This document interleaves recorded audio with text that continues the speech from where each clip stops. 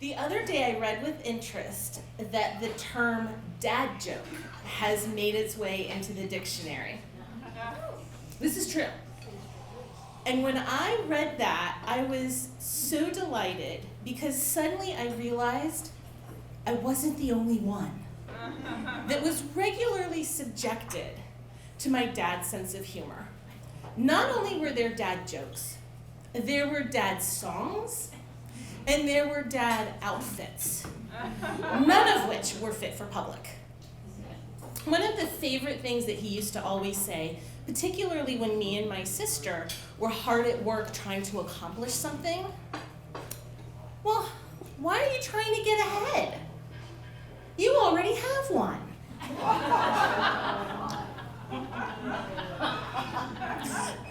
That was Dad. But he had some very wonderful qualities too. Among them, he was kind, and he was patient, and he was a wise teacher. And he was determined, when me and my sister were very, very little, that we would grow up to be confident and competent, as well as kind. And he took this job very seriously. The first thing that I remember him really going out of his way to teach me about was money. He decided at the age of 4 that it was time for me to get an allowance. Because I was 4, the correct amount would be 4 pennies a week. And my little sister, who was only 2 at the time, she was going to get in on this sudden windfall and get 2 pennies a week because she was 2. So every week, on Sunday before we left for church, was our payday. And on the very first day, he presented each of us with our little passbooks that went to the savings accounts and the teddy bears that the bank had given as part of this process. And then he proceeded to count out our earnings, very slowly and carefully. 1, 2, 3, 4. So now that me and my sister had all of this money, the next lesson was what to do with it, how to actually manage the money. And my dad had a plan for this as well. Of course, he'd already presented us with the passbooks. And one of the most important parts of managing your money is learning how to save and how to pay yourself first. So 1 penny per week was always earmarked for the college savings account. Now, the great thing about going to the bank was it was convenient for my mom because it was right next to the Safeway and the variety store where she regularly shopped. So it became part of our regular routine.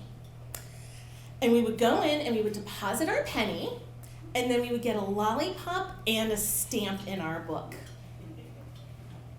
Now, another penny was also already spoken for. There was a reason that payday was on Sunday before church. 1 penny was meant for the offering plate as it came down the pew. And here's where I started to learn something else. Because what is a child going to spend with a penny back in these days? A penny could actually buy something.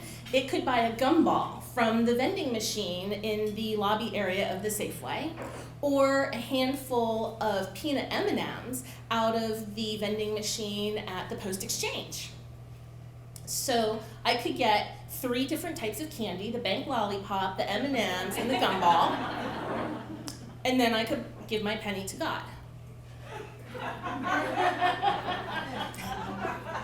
But I really found that I liked getting a stamp in my book, every bit as much as I liked some of the other candies. So if instead of buying a candy, I deposited the penny 3 different times at the bank, I got 3 stamps and 3 lollipops. And somehow this seems like it was the lesson my dad had intended for me to learn. And then I took it in a whole new direction. Because I discovered that if I went to the bank 4 times during the week, I could get 4 stamps in my book and 4 lollipops. And my little sister, who always toed the line, she would quietly put both of her pennies in the offering plate as it went down the line. And that was really great until my dad found out. And then I got to learn a whole new lesson, restitution. So every Sunday on payday, he would count out my money and then watch as I counted it back out to my sister, plus a little extra for the interest until my debt was paid in full. Because for my dad, it wasn't just what you do, it's also the way you do it. It's the integrity that you bring to your actions. And even though this wasn't an overt lie, it was a lie of omission, and it was not something that the Calvin family did. So my dad continued with this allowance all the way through until the time I went to college. And we had something of a discussion come up in the family when I turned 16 and I got my first job. Should the allowance, which at that point was about $5, continue, or should it discontinue because now I'm earning my own money? And my dad believed strongly that the allowance should continue because I should not be punished for earning my own. Now, also at the time I turned 16, I got that ticket to freedom, the driver's license. And my dad wanted me to drive the car. He'd been a flight instructor in the Navy. And so he had been a patient teacher for, 2 years maybe, going down to the school parking lot and learning how to drive. And so he wanted me to practice this skill. But there were rules, as there always were in the house. So he sat me down on the day I turned 16 and I got my driver's license, and he said, "So kid, I want you to drive the car, and here are the conditions. Condition number 1, while you have use of the car," which by the way was a 72 Skylark that still had that imaginary line down the back seat where me and my sister could not cross, not even with a single finger.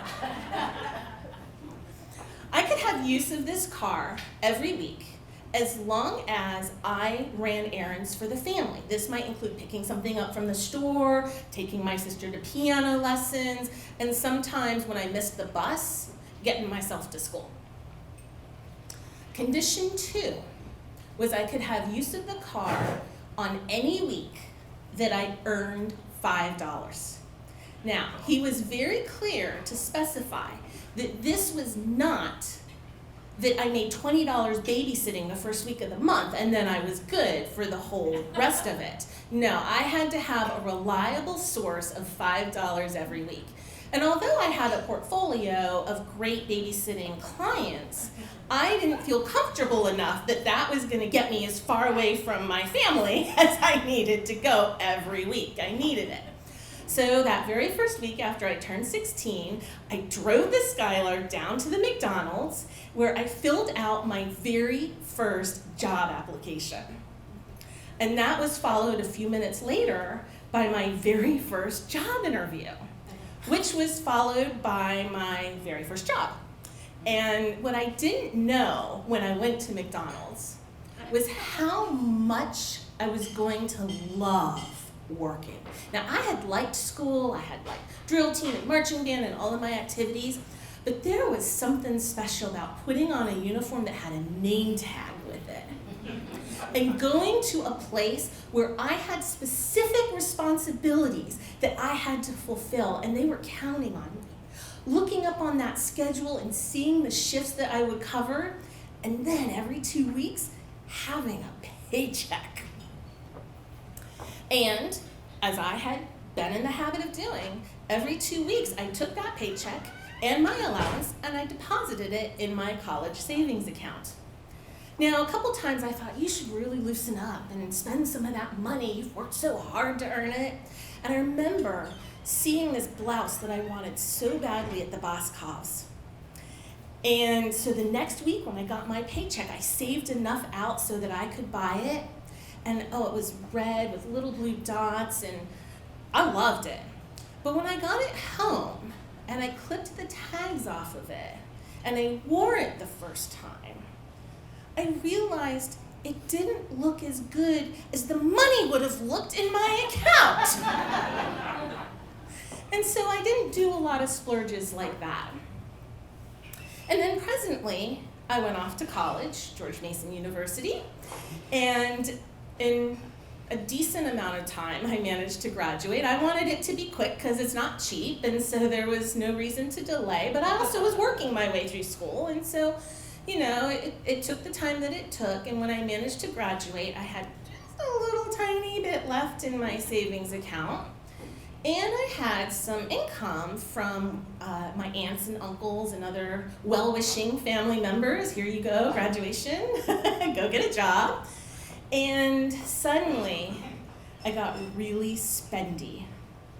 And I decided at 22 years old to buy a condo in Reston. Which, if you remember in those days, Reston was way out in the middle of nowhere. All of my friends were like, "What are you doing? We'll never see you again." And I was driving at that point all the way to DuPont Circle for my very first job on my career path. And I can't say that I loved being house poor, of struggling to make that rent. My roommate had moved in from my college apartment and he paid me, but sometimes he might be a little late and I sweated it every single time. And paying that money for parking, I had to write a check at the 7-Eleven for $5 because I didn't have enough in my account to withdraw the cash from the ATM. I was about to learn house poor and to celebrate ramen 10 for $1. But my dad was right there, and my dad was helping me. He showed up one day with a brand new toolbox, and as I went around fixing up the home, he helped me tile the bathroom, replace the O-ring in the toilet, all of these fabulous things, and then there'd be a new tool for my toolbox so that I was a ready and prepared homeowner. And those were fun times. And I look back on that, and I think how the years have flown, and what pride we both had when I called him earlier this spring and said, "Dad, guess what? That final mortgage payment just cleared the bank."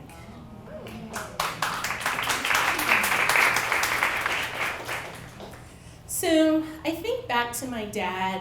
Why are you trying to get ahead? You already have one.